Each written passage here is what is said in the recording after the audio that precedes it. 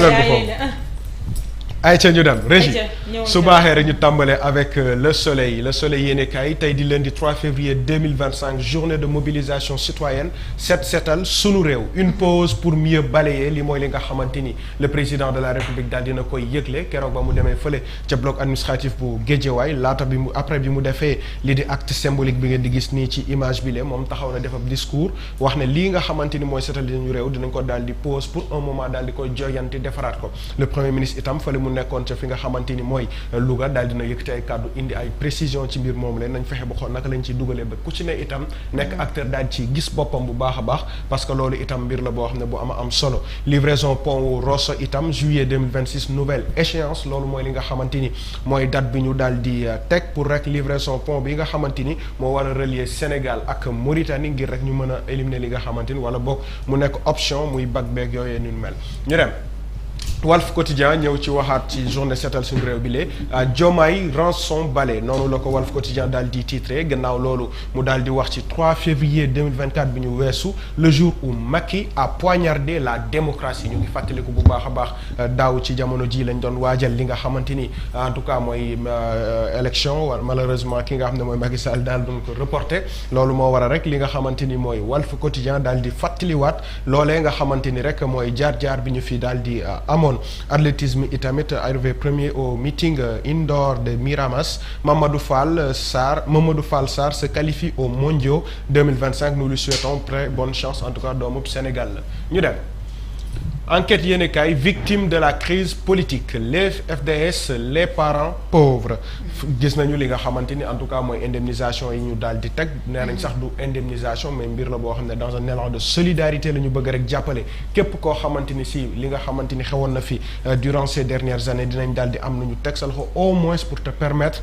nga daal di yëkkati ko waat waaye itam ñu ñàkk seen bakkan ci mbir moomu le ñu daal di delloo li nga xamante ni ab koppar seen njaboot ngir permettre leen rek li nga xam ne la ñu daal di ñàkk amaana muy soutien ñu daal di koy amaat ndànk-ndànk malheureusement nag ñi nga xam ne ñooy FDS enquête yéenekaay dafa jàpp ni rek ñoom ñooy ñi nga xamante ni ñooy kumba amul ndey ci coow li la parce que souvent présentés comme les méchants les FDS prennent la parole et apportent leur vérité commissaire Masserigne Faye si les FDS n'avaient pas fait ce qu'elles ont fait le pays aujourd'hui serait à terre loolu nag mooy li nga xamante ni ay kàddu ñu yëkkati la jàpp nañu ne ñoom waru ñoo nekk ñi nga xam ne ñoo yées si histoire bi la ndaxte li leen taxoon a jóg rek mooy sàmm askan wi sàmm dëkk bi teg ko ci yoon ba nga xamante ni tey jii nii lépp dina daal di teguwaat ci yoon loolu mooy li nga xam ne moom commissaire Masserigne Faye daal dina koy wax la notion de victime et de coupable galvaudé le recours au nervi la tache noire lii yëpp nekk mbir yoo xamante ni daal dinañ koy fàttaliku le docteur Albert Mendy professeur de communication il est temps de réviser les business models des médias sénégalais lii itamit mu nekk lu am solo ci li nga xamante ni mooy médiature sénégalaise mu mel ni rek fi mu toll nii war nañ xoolaat naka lañ ko war a tegaatee ci yoon ba li nga xamante ni rek mooy lii di wàllu média daal di amaat économie wala boo koom-koom boo xamante ni bu bees taax lay doon. Habib Beye moom mooy nouveau coach fi nga xam ne mooy Stade Rennais moom itamit daal dina démarrer li nga xamante ni mooy histoire am foofu la par une victoire nous lui souhaitons aussi une très bonne chance moom it ñu dem. gannaaw enquête yéenekaay les échos ñëw ci soutien au député maire de Agnam la diaspora se mobilise pour Farba Ngom loolu nag mooy kaddu yi nga xamante ni ñoom les échos daal dinañ koy indi ci seen journal bi l'Espagne et la Côte d'Ivoire dénoncent un acharnement la France va suivre avec un grand rassemblement samedi prochain mu mel ni nag foofu la ca France dafa am ñoo xam ne ñu ngi waajal rassemblé wu ngir rek daal di prêter main forte ki nga xamante ni mooy député maire bu Agnam di Farba Ngom départ des troupes françaises 3 emprises ont déjà été vidées. Maréchal Saint-Exupéry et contre-amiral Protet libérés depuis quelques jours. Tous les militaires français quitteront en septembre au plus tard. 2 écueils. Le sort de l'avion Falcon 50M de la marine française et la base de Rufisque. 200 milliards et leur famille toujours au camp de Ouakam et à Rufisque. mu mel ni nag li nga xamante ni mooy wàllum libération camp yooyu la ñoom français yi ñu ngi daal di quitter ndànk-ndànk ci li nga xam ne mooy réewum Sénégal ndaxte kii nga xam ne mooy maréchal Saint-Exupéry ak contre-amiral Protet boobu daal dinañoo dem depuis des jours waaye nag militaires yi nga xam ne ñoo fi daal di des fii ak septembre bi di ñëw dinañ daal di génn réew mi li nga xam ne nag xëy na moo xaw a yéeme rek mooy seen matériel yeeg yi nga xam ne moo fi daal di nekk waaye teew rek ñu ngi daal di xool naka la ñuy régler loolu yëpp ngir rek ñu daal di dem si jàmm ak salaam loolu la les échos daal di andi ñu dem. point actu nag ñëw na ci Youssou Ndour le roi du mbalax bénit la marche du pays yu un intrant lourd pour le projet noonu la ko point actu daal di tuddee son vaste réseau relationnel un atout qui pourrait être précieux pour le pouvoir ndaxte ñàkkul ni itam ñu xam ne Youssou Ndour am na ay relations yoo xam ne peut-être waroon na mën a jàppale li nga xamante ni mooy régime bi nekk en place waaye itam Youssou Ndour nekk ambassadeur et médiateur de l'ombre comme son implication dans les futurs Jeux olympiques de la jeunesse pour être un levier décisif ndax tax ñu fàttaliku li nga xam ne mooy Jeux olympiques de la jeunesse bi lee joué na si pàcc bu am solo ci li nga xam ne lañ daal di nangoo Sénégal daal di ko di waaye itam pétrole et gaz stabilité démocratie et liberté d'expression donc nous avons toutes les chances pour réussir assure Youssou Ndour jàpp na ne daal lépp li nga xamante ni moo daal di am ci réew mi actuellement mu ressources naturelles yeeg yu ni mel bu ñu ko daal di tegee ci yoon rek ànd ci li nga xam ne mooy cohésion sociale ndaxte loolu mooy li nga xam ne la daal di fësal moom Youssou Ndour dina doon mbir boo xam ne dina am lu am solo ci askanub Sénégal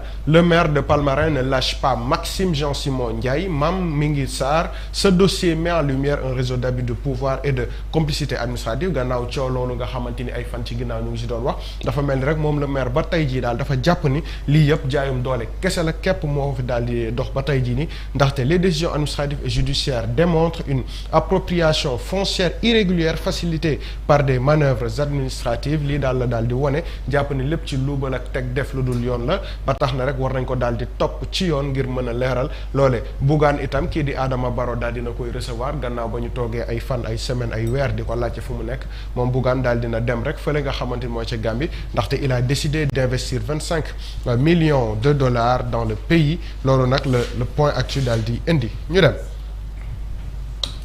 L'observateur daal di ñëw ci scène surréaliste au HLM Néma lii nag mooy li nga xam ne mooy xew démb fële nga xam ne mooy ci Ziguinchor la famille de Sonko menacée de mort récit d'un après-midi de terreur chez la mère du premier ministre à Ziguinchor mu mel ni nag dafa am kenn koo xamante ni dafa daal di fàkk dem foofule ca buntu kër kii di yaay ci Ousmane Sonko daal di fa indi ab trouble ba tax na rek moom le suspect H Ndiaye ingénieur informaticien a été intercepté sur la route de Bignona la voiture 4x4 double cabine de la société Ecotra l'arme de poing les injures et l'état d'ébriété du mis en cause bañ koy téye nag li nga xamante ni mooy oto bi mu yoroon double cabine 4x4 li nga xam ne moo ci daal di nekk rek mooy Ecotra société Ecotra lañ ci daal di taf en tout cas ci li nga xam ne mooy affiché yu ni mel les injures et l'état d'ébriété du mis en cause loolee yëpp observateur daal dina koy indi en détail par rapport ak kii nga xamante ni amaana dafa bëggoon indi akub ñaawteef wala boog andi loo xamante ni daal dina bañ a tegu ci yoon foofu nga xam ne mooy ci HLM Néma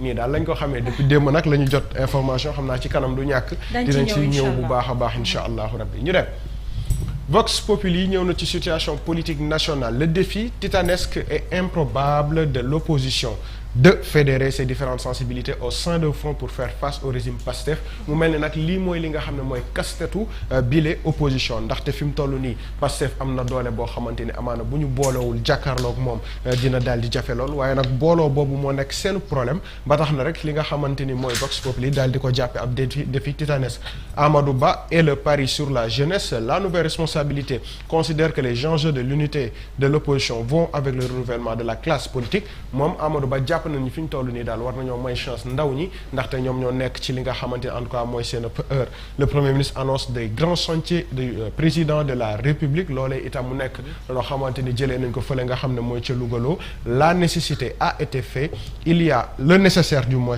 a été fait il y a au moins une soixantaine de grands projets qui pourront changer le Sénégal donc ñu jàpp ne rek fi ñu toll nii li nga xam ne mooy gouvernement wu Sénégal mu ngi waajal tàmbali li nga xamante ni mooy 60 projets yoo xam ni jàpp nañu wala boog njort nañu ni dina daal di yóbbu Sénégal ca kanam ndax le président a demandé qu'on organise la jeunesse en coopérative urbaine ils pourront organiser au quotidien leurs activités et gagner de l'argent donc nag lii mooy li nga xamante ni tey jii mooy indi coppite ci journée seetal suñu réew yi la parce que dañoo bëgg jeunes yi nga xam ne ñoo si activé wu ñu daal di leen organiser ba ñu daal di am ay organismes yu parfait yoo xam ne yu tegu lay doon mais tamit ci li ñuy def muy activité citoyenne ñu daal di si mën a gis si boppam si seen bopp ci li nga xamante ni mooy wàllum koom-koom loolu yëpp nekk nag nag ay mbir yoo xamante ni ñu ngi koy xaar ci weer yi nga xam ne ñooy daal di ñëw lutte contre l'insalubrité itamit loolu mooy li nga xam ne rek le président de la République daal dina koy yëkkati ci ay kaddu moom itamit le président de la République daal dina déggante ak ki nga xamante ni mooy Paul Kagame ak ki nga xam ni mooy Tshisekedi muy président bu RDC gannaaw nag coow li nga xamante ni yàggul dara itam ñu ngi koy dégg foofu la ca RDC mu concerné ki nga xam ne mooy Rwanda ak République démocratique bu Congo mu mel ni nag le président mu ngi siy daal di def ay tànku jàmm ngir rek permettre que la paix revienne foofee nga xamante ni mooy ca RDC ñu dem. libération nag tey dafa daal di xëy ak dossier bu tàng jër moo waral bi ngeen xëyee suba ba léegi ngeen gis Papa Ousmane di reetaan rek ndaxte mbir la moo xamante ni ñun ñëpp nii la daal di dalee suñu kaw ndaxte expropriation des titres fonciers numéro 5058/NGA 13/83/NGA ak 13 ak 18/38/NGA suivi d'indemnisation dossier boobule li nga xamante ni mooy dossier bi dafa daal di jëlaat beneen tournure bu bees ndaxte moom mi nga xamante ni mooy réquisitoire bi mu def supplétif pendant depuis 2022 ñu fàttaliku ne dossier bi mu ngi tàmbali woon en 2022 te ba tey amutoon njeexital boo xamante ni amoon na ko fi mu toll nii on est en mesure de dire que ni kii nga xamante ni mooy le procureur daal dina koy relancer yóbbu ko fële ca deuxième cabinet d'instruction du tribunal hors classe de Dakar ngir ñu mën ko càmbaraat bu baax a baax le ministère public itam daal dina woote ci li nga xamante ni mooy placé sous mandat de dépôt ki nga xam ne mooy Tahirou Sarr mais aussi ñu daal di génnee ab mandat d'arrêt international contre ki nga xam ne mooy Mamour Diallo lii nag mooy li nga xamante ni libération ñëw na ko muy benn ñaareel bi tamit dafa daal di demander à ce que ñu yëkkati li nga xam ne mooy immunité parlementaire bu député Amadou Ba numéro 1 moom mi nga xamante ni tey jii nii mooy procureur itam daal dina demander ñu daal di lever li nga xam ne mooy immunité parlementaire am bi mu koy demande daf ko demander ki nga xam ne mooy deuxième cabinet d'instruction du tribunal hors classe bu Dakar waaye yamul ci loolu kii di Birima Mangara itamit ñu ngi daal di laajte pour ñu daal di yëkkati li nga xam ne mooy immunité parlementaire am ndaxte li ñu bëgg ñu xool ana ban degré d'implication la ñu am ci boobule dossier maintenant nag le dernier mot revient au juge du deuxième cabinet après l'exécution d'une délégation judiciaire confiée à la SU lii nag mooy li nga xamante ni SU daal dina koy indi actuellement nag mu mel ni mbir yaa ngi tàmbalee tar bu baax a baax ndaxte ñi ñu daan tudd yépp ci ay dossiers dafa mel ni procureur nag taxaw na temm ngir ñu daal di leeral yooyu les dossiers ñu jóge ci 2022 2025 bëgg ko leeral dans tous les cas ci kanam tuuti di ngeen ci am plus de détails fii moom la woon. en tout cas bu ñu levee immunité bu ñu liree lii de cela veut dire que y avait pas eu de décision prise. il faut que parce que dossier pendant la ñu wax dossier boo xam ne ba léegi jeexagul. donc bu ñu bu jëlee information bi waa ji. loolu de ma jaaxal. kon ñu dem. dans tous les cas libération indi na ñu dem. Le quotidien itam polémique sur les indemnisations de victimes 2021-2024 des chèques et des questions maître Moussa Diop nag yëkkati na ci ay kàddu la mu wax rek mooy que l'indemnisation se règle par voie judiciaire et non politique kooku maître moo ko wax nee na daal dafa bëgg ñu teg ko ci yoon bañ ko teg ci politique benn. Le juge dem nee na le soutien à un homme politique ne doit pas faire bénéficier de privilèges de nature à rompre l'égalité des citoyens devant la loi. moom nag dafa jàpp ne rek li nga xamante ni tey jii ni mooy indemnisation yi lee dañ koy def pour une clientélisme politique looloo war a rek àndul ci mbir moomee ci nañ déggee kàddoom Abdou Mbow nag nee na pourquoi n'indemniser que ceux qui ont soutenu Sonko avec l'argent de tous les Sénégalais ne lan moo tax ñi indemniser ñëpp mooy ñu doon soutenir Sonko ña sa des nag lan moo tax duñu leen indemniser loolu question la bu Abdou Mbow daal di teg ñu dem L'As quotidien ñëwaat na ci li nga xamante ni mooy Farba Ngom bloc autour de Farba Ngom l'Espagne et la Côte d'Ivoire au front mu mel ne nag moom daal Espagne ak Côte d'Ivoire fi mu toll nii daal taxaw nañ temm ngir ànd ak moom yàkkamti naa gis nag seeni rassemblement surtout bii di waajal fële ca France kon nga nee nañu samedi incha allah dinañ fa daal di tase mu nekk mbir moo xamante ni muy am solo lay doon ñu dem. Source A, le tribunal du commerce saisi dans l'affaire West African Energy ce qui est demandé au juge affaire bi nga xam ne mooy affaire Samuel Sarr dafa mel ni rek fi nga xamante ni lañ toll actuellement le tribunal commerce daal dina saisi bu baax a baax li nga xam ne mooy dossier boobu noonu nekk nag di si càmbar ndaxte deux actionnaires en l'occurrence Samuel Sarr et Arouna Dia ont saisi le tribunal de commerce de Dakar pour lui demander de choisir un administrateur provisoire ñu nekk nag ci càmbar boobu la l'audience est prévue le 10 février prochain l'argument de Samuel Sarr et Harouna Dia et que actuellement le projet est à l'arrêt du fait de Moustapha Ndiaye qui n'a mis que 1 million d'euros soit 655 millions de francs CFA loolu yëpp daal dinañ ci am lu ñu leer fii ak boobee nga xam ne audience bi nañ ko daal di taxawal Diop Taïf de Pastef Abdou Mbow de Takku Wallu juge Amidou Dème à propos de l'indemnisation des victimes des violences politiques en colère tous raal mu mel ni nag ñoom ñëpp dañu daal di fi mu toll nii gàddu seeni mbir daal di wax ci li nga xam ne mooy loole ndax Diop Taïf li mu wax en tout cas selon source A mooy que ni beaucoup ont jugé que la somme de 500 000 est trop petite que cette somme ne peut rien régler moom nag moo daal di yëkkati yooyu les kaddu moom Diop Taïf certains ex-détenus disent qu'ils ont droit à une formation qualifiante à un emploi d'autres d'accord li yëpp daal ay yitte la yoo xamante ni ñoom am nañ ko par rapport ak li nga xam ne mooy indemnisation certainement li waral indemnisation bi daf leen loupé donc xam naa ci kanam faa ñu daal di indi ay précision bu baax a baax ci loolee ñu dem yor nag ñëw na ci agenda bi nga xam ne mooy de transformation nationale du Sénégal le premier ministre daal dina annoncé la mise en orbite de 60 projets majeurs projets yooyu nag mooy daal di jàppale jeunesse yi ba ñuy daal di gis seen bopp bu baax a baax ci li nga xamante ni nag mooy action citoyenne yi ñuy daal di teg waaye tamit ci ni nañu amee liggéey fii ci réewum Sénégal ngir mën a rek sokkali koom-koom bi ñu dem record sport ñëw na ci li nga xam ne mooy buteur le week-end écoulé un Iliman chic et choc Papa Matar et Pape Gueye rugis mu mel ne nag suñu joueurs yi de tempo bi ñu jàpp depuis fan yële ci ginnaaw ba tey alhamdulilah ñu ngi koy daal di maintenir yàlla na leen yàlla sàmm ndax kaan gaa ngi ñëw te on a beaucoup espoir en eux car la jeunesse est là et la jeunesse prend le pouvoir ñu dem. bizarrement yow dégg naa la sànq ngay wax ni am na benn match bu waaj am France. waaw loolu la ñu wax de. pour soutenir qui. Farba. dama préciser ni gaa yee ko. waa France fan yi dañoo am seen ngóone. gaa yee ko wax de. dañoo am seen ngóone bu fay lëmbe Candace Owens. nee nañ daal Farba moo la ñu soutenir. vous suivez l'actualité non. si Candace Owens. yàlla baax na. Candace problème mu Candace ak Brigitte da leen a doy soxla. kay déggoo. sonn ma ci. non mais cas boobu dama koy topp ba nañ leen waxante dëgg nag. loolu journaliste loolu wax dëgg yàlla maa ngi koy dégg waaye bëgg ma daggal bi mbaa xam nga ni jar na dem. Candace de ab ngóone la rek. du bàyyi weer ci ñetti fan. Candace kenn gënu laa lekk coow de. mbokki France maa ngi leen di nuyu. nañ leen nuyu rek. grand Alioune Diallo nuyu naa la. nañ ko nuyu rek. teg naa loxo bi grand Yaya nuyu naa la. Mamadou Diallo nuyu naa leen. ku nekk na gérer ay problème. ñun li ñu yor rek doy na. li ñu yor rek kese doy nañu. voilà. nañ gérer loolu. c'est que nag scandale yu dëgër dafa baax nag. ba pare yow Candace ci lu dëgër la tey. léegi noonu bàyyi ma dem taw a Candace xam nga. yaa Candace seen duo. ngeen di loolu duo àdduna bu ko ngeen di jël matinal bi tey ngeen ma allo yi nag maa ngi. loolu duggul ci nopp ku tax yaa ngi ko ba yéen a ngi dégg. kii. sañ na ko nag de. sañ na ko de daal dina indil la. nëpp du Afrique rek de. nëppal du. naan bu mu jub waaye bii nag mustaam Afrique. dañoo gën a kii rek. góor laa woon nekk dañoo jigéen. wax dunk rek. mustaam lu ñëw bi yóbbaale moom amagu fi. ñun nag am nañ bu ne ñu ngi réglé cas bu ne. waaye bii. nit jëlee na nu ne. ngóone waxee ko nu ne. waaye Candace nag soppaleku moom. naa ci dugal sama loxo de. waaw man la Oja. bëgg naa cee ndawtal de. da nga bëgg ndawtal. ndawtal la.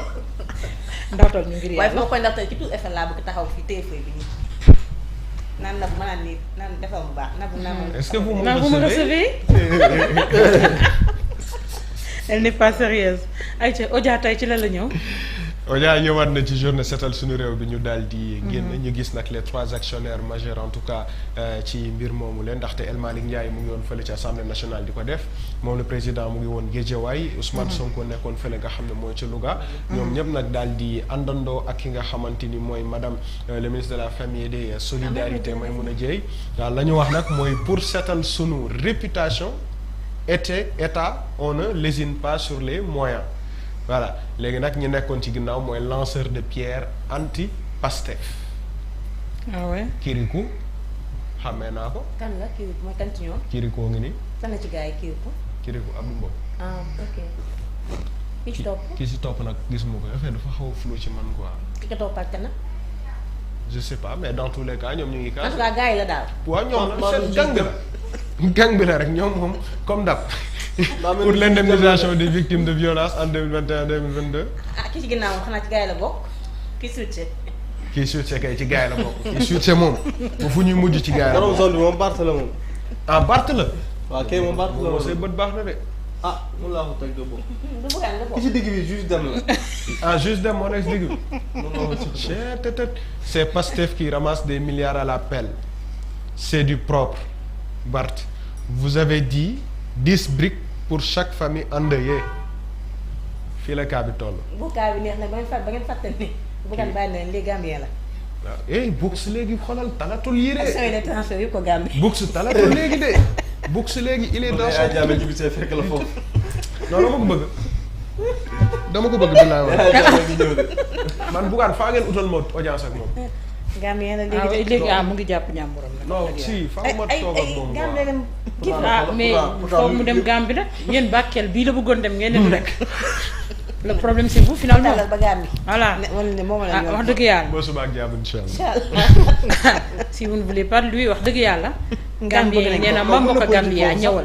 ma lay ko lii. Gambia su may foofu Sonko people. Sonko looy foofu. fan si. non xam nga ngoone nag dafa am